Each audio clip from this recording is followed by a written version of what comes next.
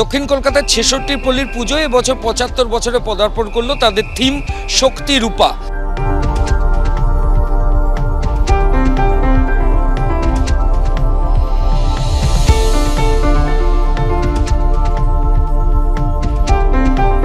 দক্ষিণ ভারতের কেরালার থাইয়াম যে ডান্স ফর্ম সেটাই কিন্তু প্যান্ডেলের বিভিন্ন জায়গায় শিল্পী তুলে ধরেছেন।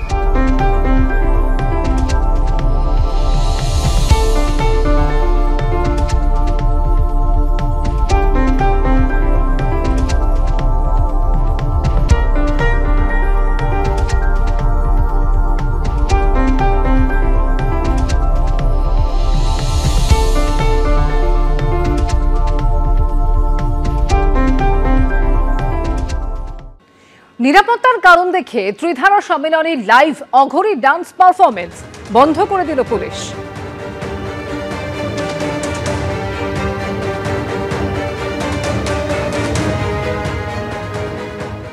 ত্রিধারা সম্মেলনীর সামনে রয়েছে আমরা, মণ্ডপের সামনে, এবং যেখানে মানুষের ভিড় দেখা যাচ্ছে, ঠাসা ভিড়, বিভিন্ন প্রান্ত থেকে মানুষ আসছেন এবং এইখানে এসে তারা যে মণ্ডপ দেখছেন সেই মণ্ডপে মহাদেবের যে প্রকৃতির কোলে তার উপাসনা, তার যে দুটো রূপ সেইটা প্রকাশ করা হয়েছে।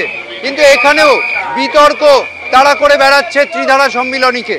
আমরা সন্ধ্যে 4টে থেকে সকাল 4টে পর্যন্ত ওই পারফরমেন্স 12 ঘন্টার একটা পারফরমেন্স রেখেছিলাম। তো ওইখানে শিবের মিউজিকে ওরা তাণ্ডব নাচ করছিল, কেন কি আমাদের এইবার প্যান্ডেল একটা পাহাড়ের উপরে আছে, একটা শিবের নিয়েছিল, তো ওই আমাদের একটা ইন্টিগ্রাল পার্ট ছিল আমাদের, তাই জন্য লক্ষ লক্ষ মানুষ আমাদের এই পুজো মণ্ডপে আসছিল।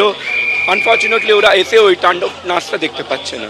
তা আপনারা যে এটা বন্ধ করলেন, কেন বন্ধ করলেন? কারণ 3 দিন হয়ে গেল, আজকেও আমরা দেখলাম যে আর্টিস্টরা তারা এসেছিলেন ওপরে, তারা এখানে জড়ো হয়েছিলেন, আবার তারা নেমে গেলেন। কি হয়েছে, কেন আপনারা এই সিদ্ধান্ত নিলেন?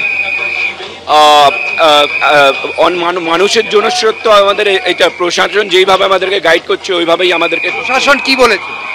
কি লাইভ পারফরমেন্স করলে প্রচুর আরও ভিড় বেড়ে যাচ্ছে, তাই জন্য আমাদেরকে বলেছে, গাইড করছে, ওদের কথা শুনে মেনেই আমাদেরকে ওইভাবে চলতে হচ্ছে।